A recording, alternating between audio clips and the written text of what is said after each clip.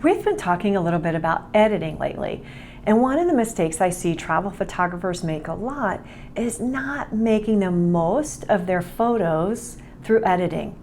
And so that means not editing them at all, or not really making the most of the editing tools that they have. So today we're going to dive more into editing with a demo of local adjustments. And those local edits are what can take your photos from okay, maybe a little boring, to scroll-stopping, attention-grabbing photos that you want to have on your feed and on your blog. Hi there, I'm Diane, and this is the PhotoFluent channel. And here I help travelers like you learn how to get confident with your camera, get creative with your photos, so that you can create scroll-stopping images that your followers, friends, and family love to look at, and you can't wait to share. All right, so we've been talking a lot about editing. I think you're on board at this point with why it's so important. If not, there's a video that talks you through why editing is really not optional. All right, so now we're assuming that yes, you're embracing editing, you're ready, you're excited, it is going to transform your photos. And it is. But how do you do that exactly? Well, there are some different approaches to take. The first approach is to just do all those global edits. We talked about those in the last video. I'll also link to that below, because I think that's a good place to start with your photo. Global edits. Get the tone, get the color, get the brightness and darkness all worked out. Add some contrast. So you get that photo into a place where you think, that's pretty good. But now you have some specific areas that might be too dark, it might be too bright. If the corner's too bright, your viewer gets drawn to it, gets distracted by it. Because we're kind of like crows that way. We look at the shiny objects. So if there's a bright area that's distracting in your photo, you can darken just that area. Or if your subject isn't really popping, you want the viewer to look at your subject and go, wow, that is the subject of this photo, but that subject kind of gets lost because they're, say, a little bit darker, or there are other things that are brighter. You can specifically edit just your subject. How do you do that? Local adjustments.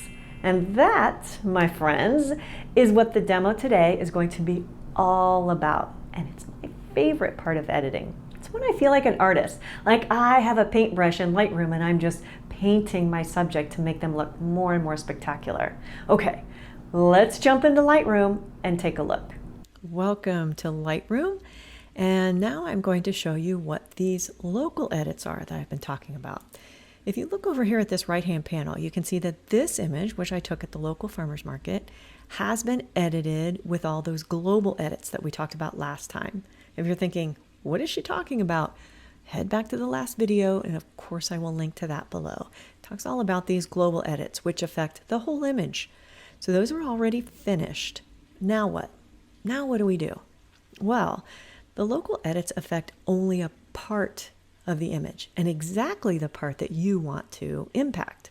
Well, how do you know where to start? That was one of my problems when I first started editing. I'd look at the photo and think, it needs something, but I'm not sure what. So this is my problem-solving process. I want you to look at this photo and think about, what do you look at first? And second, how do your eyes kind of wander through the photo? What is the subject of the photo? Well, when I took this photo, she's the subject. Now the light didn't exactly cooperate, and it's not a studio, so I can't shine a light on her. The light is more on these flowers. It even catches on the scale right here. She has a little light on her, but that's one area that I want to brighten a little bit. Because what does the eye go to? It goes to what's in focus and what's bright. We're like crows that way. We go to what's bright. So think about where your eye lands. It kind of gets drawn over here to the scale a little bit. It's also in focus because it's in the same plane as my subject. So she's in focus, so is the scale. So not only is it in focus, it's a little bit bright. So I think it pulls attention, and I don't like that. So that's one thing I'm going to address. Now the flowers are bright. That's okay. They're a component of this photo, and I like them, so I'm okay with that. And they're a little softer focus because I used a shallower depth of field. So I'm okay with how those flowers look. But the two main things I want to address here are the fact that she's a little darker, not, she doesn't have a lot of light on her. And this is a little distracting. So I'm going over here to this masking tool. And the first thing I'm going to show you is a linear gradient. I'm going to grab that. And when I click and drag, it's going to give me this whole corner here. And at first it just shows you a red area. That is what's impacted by your mask. And then what do I want to do with that corner? Well, I want to bring it down in brightness, which means darken it a little bit. So I'm going to bring it down, maybe even bring the highlights down a little bit. And I'm going to drag it out this way, smidge. And I'm going to call that good. And so that just darkens that corner so that my attention isn't drawn there quite as much. The next thing I want to do is I want to give my subject a little more attention. So let's go here to my masking tool again. I'm going to create a new mask, and this one is going to be a brush. Now, what do I want to do with this brush? Well, I want to bring up the shadows, and I want to bring up the exposure. You don't have to determine the exact levels right up front. You can adjust that as you go. Now, the size of my brush, I can adjust by scrolling my mouse. So I'm going to make it smaller, and then I'm going to kind of paint that brightness. Her face, but if I just make her face brighter, it looks kind of weird, like she's wearing a mask. And the other part I like the Brussels sprouts that she's reaching for. So I kind of make this whole little scene of her reaching down and filling the bag with Brussels sprouts. I tend to go over it multiple times with different size brushes. I think that makes it look less defined, less obvious. And then I give that whole little region a little bump, and then I'm going to get a really small brush, and I am going to get right on her face, maybe even her hair, because I want her to really be my subject and make that obvious. Okay, now I can go over here and say, how much exposure do I want? I mean, that makes it too obvious. It's not attractive. So then we're going to bring it back just to where I think it looks natural, but gives me the effect I want. Okay, so I've only used two local adjustments today, the linear gradient and the brush. So now let's look at the before and after. You can definitely see how it changes the way you look at the photo. Now it really brings your attention over here to this side instead of this side on the left, as it did maybe in the first photo, because she's so dark. But now I give her a little brightness, give that area a little, just dull it down a little bit, and now, ta-da, there you go. That's the difference that you can make with local adjustments. All right, we're going to look at one more, and that is this lovely little group of tomatoes and peppers. Okay. When you have a photo of flowers or produce where you have a lot of repeating patterns, a lot of the same thing in there, it becomes a matter of drawing the attention to one area of the photo. In the last photo, that lady, she was my subject. Well, what's my subject here? I have peppers everywhere. I have tomatoes everywhere. So what I tend to do is pick an area that might be the hero, the main part of the photo. That gives my viewer a place to land and start their little journey through your photograph. So in this one, this little box of tomatoes is my hero. We're going to call them the hero. This tomato on top might be the hero, but we don't have to get that specific. So all of the local or all of the global adjustments over here have been done. What do we do next? Take a look at this photo and tell me, where do your eyes go? What do you look at?